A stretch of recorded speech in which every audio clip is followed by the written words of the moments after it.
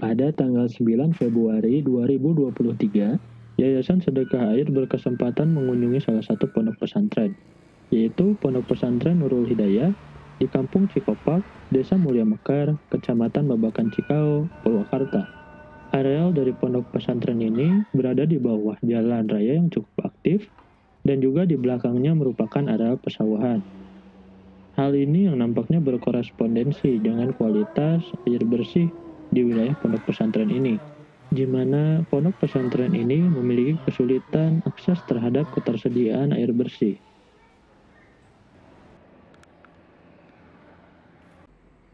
Pondok Pesantren Nurul Hidayah merupakan sentra pendidikan bagi anak-anak di sekitarnya untuk jenjang SD, untuk belajar ilmu keislaman, ilmu umum, dan juga secara spesifik untuk belajar mengaji.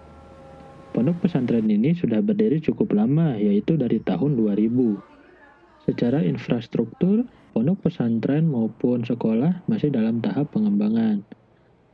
Salah satu infrastruktur yang saat ini nampaknya sangat diperlukan oleh pondok pesantren ini ialah sumur yang dapat menyediakan air bersih dan ketersediaan airnya dapat bertahan walaupun diterjang musim kemarau yang panjang.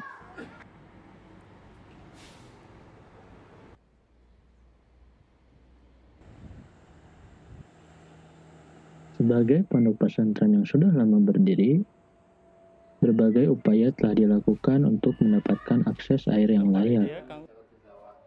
Sumur gali yang telah dibuat nampaknya tidak menghasilkan sumber air yang diharapkan, karena sumber air dari sumur ini kerap kali mengalami kekeringan bila terkena musim kemarau yang panjang, dan juga kualitas airnya yang kurang baik, dalam artian airnya berwarna kuning. Padahal, air digunakan dalam intensitas yang tinggi oleh semua komponen yang berada di pondok pesantren ini.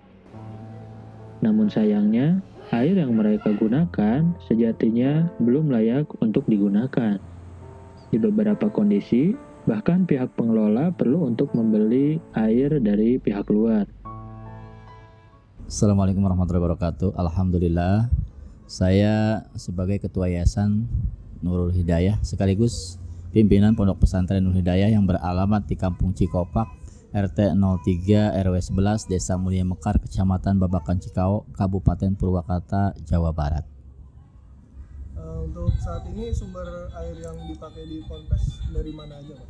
Sumber air yang ada sekarang ini seadanya memang sumur-sumur galih yang kedalamannya di bawah 10 meter, dan ada juga bor yang memang cuman di kedalaman 13 meter.